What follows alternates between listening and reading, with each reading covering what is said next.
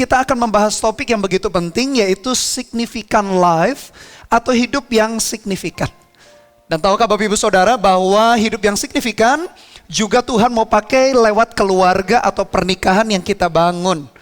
Oleh karena itu penting sekali bagi saudara-saudari yang masih single untuk bisa menemukan pasangan hidup yang tepat masuk dalam pernikahan, karena Tuhan mau pakai pernikahan kita menjadi pernikahan yang berdampak dan berguna. Dan tentu saja bagi kita yang sudah menikah, kita terus harus membangunnya di dalam rencana dan kehendak Tuhan, sehingga pernikahan yang kita sudah jalani sampai hari ini pun kita juga bisa menjadi melewati atau memasuki hidup yang signifikan. Oleh karena itu hari ini saya beri judul khotbah saya, kita belajar dari tokoh di Alkitab namanya Aquila dan Priscilla. Dan saya kasih tagline-nya adalah Significant Life Through Marriage, atau kehidupan signifikan lewat pernikahan. Apa arti kata signifikan? Signifikan adalah seseorang yang dianggap penting atau berarti karena dapat memberikan pengaruh atau dampak. Signifikan berarti hidup kita bukan hanya untuk diri kita sendiri, tetapi bagaimana kita berguna. Kita memberikan pengaruh, memberikan dampak yang baik, tentu saja yang positif, yang membangun orang-orang di sekeliling kita.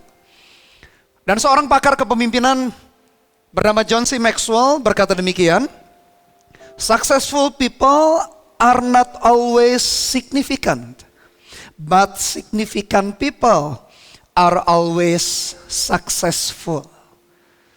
Bapak Ibu Saudara, saya meyakini bahwa Tuhan mendesain kita bukan hanya sekedar sukses dan berhasil bagi diri kita sendiri. Karena orang sukses belum tentu signifikan. Tetapi orang yang signifikan, orang yang berdampak, berguna bagi orang lain, pasti orang itu disebut sebagai orang yang sukses. Oleh karena itu biarkan sepanjang bulan ini kita belajar bagaimana hidup kita berdampak berguna, bahkan juga melalui pernikahan yang akan dibangun bagi para single tentu saja, dan bagi para yang sudah menikah, bagaimana pernikahan kita menjadi berguna dan berdampak. Kalau Tuhan punya rencana dalam kehidupan kita, seolah-olah bagaimana mungkin kita bisa menyelesaikan perkara yang begitu besar, masuk ke sebuah tempat, mungkin ke sebuah daerah. Rencana Tuhan lewat pekerjaan kita, lewat keluarga kita, lewat studi kita, lewat pelayanan kita. Kita berpikir bagaimana caranya ya. Ingat baik-baik Bapak Ibu Saudara, kita tidak sendirian. Demikian Rasul Paulus ketika dia dari Athena pergi ke Korintus, kota yang begitu huge, kota yang begitu besar. Bagaimana dia bisa menyelesaikan kehendak dan rencana Tuhan. Dia tidak sendirian. Tuhan pertemukan dengan sepasang suami istri di dalam sebuah pernikahan itu. Bagaimana mereka menjadi orang yang berguna berdampak bagi kehidupan Paulus.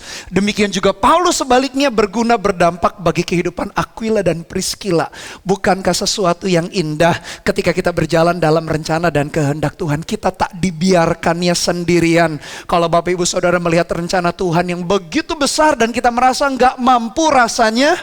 Tantangan begitu besar, tanggung jawabnya begitu besar, wilayahnya begitu besar. Kita tidak ditinggalkan sendirian. Selalu saja ada orang-orang di sekeliling kita. Tuhan pertemukan, ada divine connection di mana kita bisa bergerak di dalam rencana dan kehendak Tuhan. Demikian juga yang terjadi dalam kehidupan Paulus, ada divine connection. Apakah divine connection atau koneksi ilahi? Adalah hubungan yang terjalin karena kehendak Tuhan. Jadi jangan takut Bapak Ibu Saudara. Orang-orang di sekeliling kita Tuhan tempatkan supaya kita dengan mereka bisa terus berjalan dalam kehendak dan rencana Tuhan. Oleh karena itu saya meyakini orang-orang yang berjalan dalam kehendak dan rencana Tuhan selalu ada divine connection. Paulus baru datang ke Korintus, demikian Aquila dan Priscilla baru datang sehingga mereka bisa berjumpa, mereka bisa ketemu. Kata baru datang atau baru pindah itu ketika saya renungkan melompat di dalam hati. Kebetulan yang tidak kebetulan Bapak Ibu Saudara, Paulus, Aquila dan Priscilla bertemu. Orang-orang yang berjalan dalam rencana dan kehendak Tuhan tidak dibiarkan sendirian. Bahkan Tuhan menempatkan orang-orang khusus di dalam kehidupan kita. Dan mengenai Aquila dan Priscilla, kalau kita baca dalam kitab-kitab berikutnya, baik di dalam kitab Kisah Para Rasul, kitab Roma, kitab Korintus, dan kitab Timotius atau surat Timotius, selalu disebutnya Aquila dan Priscilla. Aquila dan Priscilla. Selalu diceritakannya mereka berdua. Aquila dan Priscilla, suami istri ini selalu diceritakan bersama-sama. Saya berdoa Bapak Ibu Saudara, bagi kita yang sudah dalam pernikahan, suami dengan istri saling mendukung, saling membangun satu dengan yang lain untuk berjalan dalam kehendak dan rencana Tuhan. Dan bagi jemaat yang belum menikah, Anda menemukan pasangan yang tepat masuk dalam pernikahan. Demikian pun juga nanti ketika masuk dalam pernikahan, Anda suami dengan istri saling bersama-sama. Nama Aquila dan Priscilla di dalam kitab-kitab berikutnya, mau Kisah Para Rasul, kitab Roma, kitab Korintus, kitab Timotius atau surat Timotius, sama dua-duanya selalu ada dua nama itu. Tidak hanya Aquila, tidak hanya Priscilla. Selalu kedua nama itu disebut dalam Alkitab kita, menunjukkan bahwa kehidupan yang signifikan Tuhan bisa pakai suami istri atau orang yang ada di dalam pernikahan, di dalam keluarga. Pernikahan didesain Tuhan sehingga pasangan suami istri bisa menikmati kasih di antara mereka, tetapi tidak berhenti sampai di situ. Mereka bisa menyelesaikan kehendak dan rencana Tuhan. Oleh karena itu saya berdoa bagi setiap Bapak Ibu Saudara yang single maupun yang sudah menikah, kita melihat benang merah rencana Tuhan yang sama. Significant life through marriage. Kehidupan yang signifikan melalui pernikahan. Isu pernikahan, saya bagi dua, ada yang biasa, ada yang hebat. Yang biasa itu, ya apa yang terjadi seputar suami istri. Apalagi kalau yang terjadi yang negatif, saling curiga, saling marah, saling tidak mau mengalah, itu merugikan. Tapi ada juga hal-hal yang mungkin positif. Hal biasa yang terjadi di antara suami istri. Mungkin mereka saling menghibur, saling melayani satu dengan yang lain. Puji Tuhan dengan itu. Tapi saya mau menunjukkan kepada Anda, harusnya isu dalam pernikahan bukan hanya kita berhenti isu pernikahan yang biasa. Jangan yang bertengkar, yang curiga, yang saling menyakiti, jangan. Kalau Anda di level itu naik di dalam level yang saling mengasihi, saling berkorban, saling memahami, saling mendukung, saling mendoakan. Kalau Anda sudah di level yang kedua, naik ke isu pernikahan yang luar biasa, yang hebat ini. Yaitu, apa ya yang bisa dilakukan oleh suami istri sepakat bersama-sama untuk rencana dan kehendak Tuhan. Itu baru isu pernikahan yang hebat. Kalau kita yang berada di dalam level yang saling mencurigai, saling bertengkar, saling menyakiti, naik level berikutnya saling percaya mengasihi. Yang sudah di level yang kedua, naik ke level yang ketiga. Tanyakan kepada pasangan kita atau tanyakan kepada diri kita. Apa yang bisa kita lakukan ya melalui pernikahan kita. Karena ternyata banyak rencana dan kehendak Tuhan yang kita bisa selesaikan. Dan saya meyakini keluarga adalah tempat yang terbaik untuk menyelesaikan rencana dan kehendak Tuhan. Orang Yahudi punya kebiasaan, setiap anak laki-laki dari kecil diajari sebuah keahlian khusus sehingga mereka bisa berdagang. Dan kebetulan yang tidak kebetulan kembali, Paulus dari kota Kilikia terkenal dengan hasil bulu kambing yang ditenun sehingga menjadi tenda. Tak kebetulan juga Aquila punya latar belakang yang sama meskipun mereka lahir di kota yang berbeda. Aquila pun ternyata dari kecil diajari oleh orang tuanya. Karena seorang anak laki-laki harus pandai, harus bisa menguasai satu bidang tertentu. Menurut tradisi orang Yahudi, sehingga bisa berdagang dan akhirnya bisa mencukupi kehidupan diri sendiri. Mereka bertemu, mereka sama-sama tukang tenda. Tenda yang digunakan biasanya untuk para tentara Romawi, jadi tenda-tenda yang begitu besar. Dan kebetulan yang tidak kebetulan kembali, pekerjaan yang sama itu, mereka saling berkolaborasi, saling bekerja sama. Punya bisnis yang sama, akhirnya mereka bekerja satu dengan yang lain, saling melengkapi. Tapi tak hanya sekedar di area bisnis saja. Nanti kita akan perhatikan ayat-ayat berikutnya. Paulus tentu saja mendidik Aquila dan Priscilla untuk berjalan dalam kehendak dan rencana Tuhan, untuk bertumbuh di dalam firman Tuhan. Tapi dimulai dengan pekerjaan yang sama. Akhirnya Paulus tinggal di rumah Aquila dan Priscilla, terjalinlah hubungan di antara mereka. Itulah cara Tuhan bagaimana merajut persahabatan, pertemanan, supaya mereka bisa terus berjalan di dalam rencana dan kehendak Tuhan. Kita perhatikan ayat yang keempat, perikop yang sama. Dari Kisah Para Rasul 18 ayat yang keempat, mari kita lihat. Dan setiap hari Sabat, Paulus berbicara dalam rumah ibadat dan berusaha meyakinkan orang-orang Yahudi dan orang-orang Yunani. Mereka bekerja bersama sebagai tukang kemah, tukang tenda.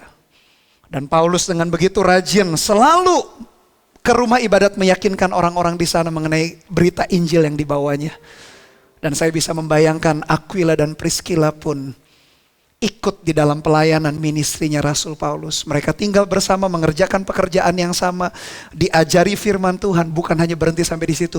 Diajari untuk mereka melayani. Melihat bagaimana pelayanan Rasul Paulus. Saya bayangkan hubungan yang begitu indah terjalin di antara mereka bertiga sebagai partner Tuhan. Tadi di awal saya cerita Paulus ketika sampai di Korintus. Kota Korintus begitu besar, bagaimana mungkin dia bisa menyelesaikan kehendak Tuhan. Tuhan kirimkan Aquila dan Priscilla. Seolah-olah tanda petik Paulus butuh bantuan daripada Aquila dan Priscilla. Tapi sepanjang hubungan terjalin sebetulnya lebih banyak Rasul Paulus yang mendidik, mengajarkan Aquila dan Priscilla untuk bertumbuh di dalam firman Tuhan, bertumbuh di dalam pengenalan akan Tuhan. Kenapa saya bisa menyimpulkan demikian? Karena kita akan lihat cerita-cerita berikutnya, ayat-ayat selanjutnya, bagaimana Aquila dan Priscilla meskipun Paulus meninggalkan mereka, bukan meninggalkan karena pecah, karena Paulus harus melayani ke tempat lain, Aquila dan Priscilla tetap melakukan fungsi mereka, bertumbuh, mengerjakan, dan pernikahan mereka jadi pernikahan yang signifikan. Jadi ternyata bukan hanya Paulus yang butuhkan Aquila dan Priscilla. Ternyata Aquila dan Priscilla banyak dididik, banyak diajar oleh Rasul Paulus. Bahkan Rasul Paulus tinggal di kota Korintus itu selama 1 tahun 6 bulan 1,5 tahun. Dengan tekun Paulus pergi ke bait Allah, dengan tekun meyakinkan orang-orang Yahudi, dan dengan tekun setiap hari kepada Aquila dan Priscilla. Paulus pun memuridkan sehingga mereka bertumbuh. Saya hanya melihat kalau dalam rencana dan kehendak Tuhan hubungan terjalin dengan begitu indah. Satu dengan yang lain saling melengkapi. Satu dengan yang lain saling membentuk. Besi menajamkan besi, manusia menajamkan sesamanya. Bapak Ibu Saudara, kalau kita Tuhan berikan orang-orang di sekeliling kita, tidak kebetulan. Hargai mereka. Ada sesuatu pasti pelajaran berharga yang kita bisa berikan kepada orang-orang itu. Sebaliknya orang-orang itu pun juga memberikan kontribusi positif di dalam hidup kita. Persis seperti yang Paulus, Aquila dan Priscilla alami. Bapak Ibu Saudara kita yang sudah menikah, suami istri. Suami istri dua-duanya harus sama-sama punya hati, punya sikap yang sama. Berpikir, merenung apa yang kita bisa kerjakan. Bukan hanya sukses bagi diri sendiri. Ingat, sukses bagi diri sendiri belum tentu signifikan. Tapi orang yang signifikan pastilah orang itu sukses dan berhasil. Selalu disebutkan Aquila dan Priscilla.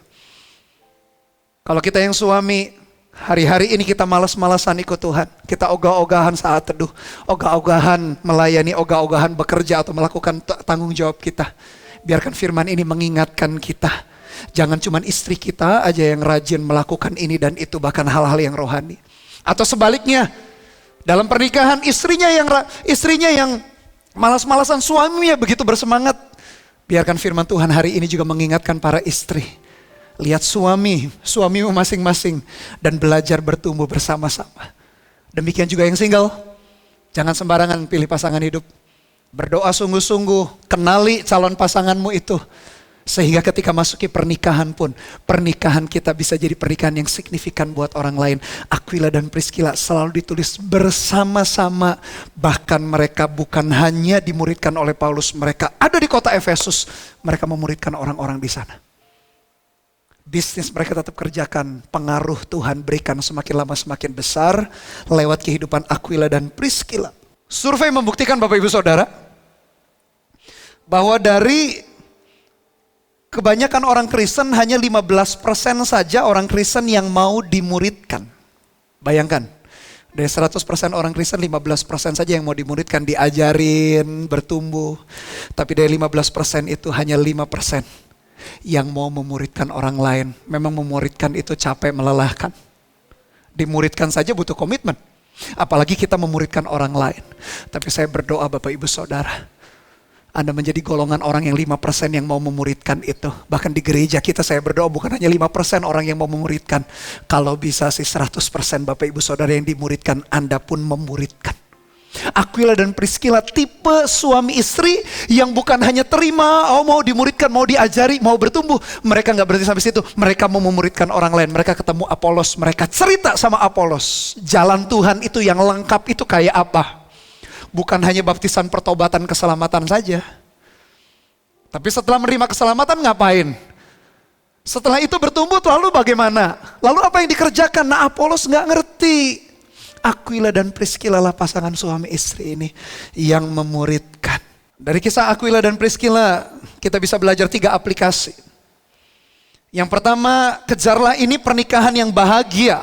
Pernikahan bahagia bukan hanya sekedar kita bisa menikmati cinta kasih di antara pasangan atau suami istri, itu perlu dan harus. Tetapi pernikahan bahagia juga adalah sepakat dengan pasangan untuk selesaikan rencana Tuhan. Aquila dan Priscilla 2 nama selalu disebut. Kalau Anda yang suami lihat istrimu lebih on fire, lebih menyala-nyala, jangan mau kalah, maksudnya jangan bersaing sih. Tapi bertumbuh jugalah, punya hati yang menyala-nyala untuk Tuhan. Punya hati yang rindu untuk menyelesaikan rencana dan kehendak Tuhan. Sebaliknya kalau istri lihat suaminya begitu on fire dalam Tuhan, begitu menyala-nyala maksudnya. Istri juga harus berapi-api menyala-nyala dalam Tuhan.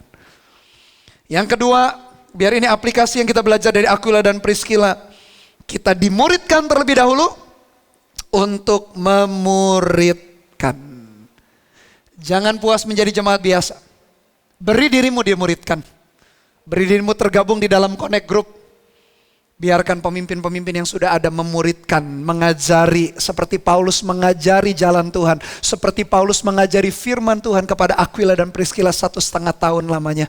Diajari, dimuridkan dan tidak berhenti sampai situ. Aquila dan Priscilla ingat ketika ketemu dengan Apolos, orang yang hebat, fasih, pandai berbicara itu. Mereka juga memuridkan Apolos sehingga Apolos menjadi seseorang yang sangat berguna. Menurut sejarah gereja di Korintus, Apolos itu menjadi preacher yang begitu hebat, preacher yang begitu berkarisma. Sampai disandingkan atau dibandingkan sama Paulus dan Petrus. Dari mana Apolos? Dimuridkan oleh sepasang suami istri namanya Aquila dan Priscilla. Yang terakhir, yang ketiga. Kalau kita diberkati, ingat baik-baik untuk menjadi berkat. Bisnis Aquila dan Priscilla makin besar. Mereka tukang tenda, tukang kemah, rumah mereka makin besar. Tapi gak berhenti sampai di situ, punya rumah yang besar terus apa, buat apa? Mereka buka rumah mereka, izinkan jemaat-jemaat untuk dimuridkan. Sehingga Paulus menulis surat satu saat yang tadi saya baca. Salam buat Aquila dan Priscilla dari jemaat. Salam kepadamu yang berlimpah-limpah. Berarti Priscilla, Aquila dan Priscilla menjadi pasangan suami istri yang sangat penting bagi jemaat waktu itu.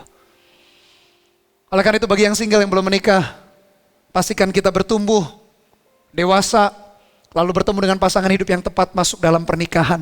Dan pernikahanmu biarkan pernikahan yang signifikan. Bagi kita yang sudah menikah, jangan hanya kejar kesuksesan bagi diri sendiri. Biarkan Tuhan pakai pernikahan kita untuk berdampak dan berguna bagi orang lain.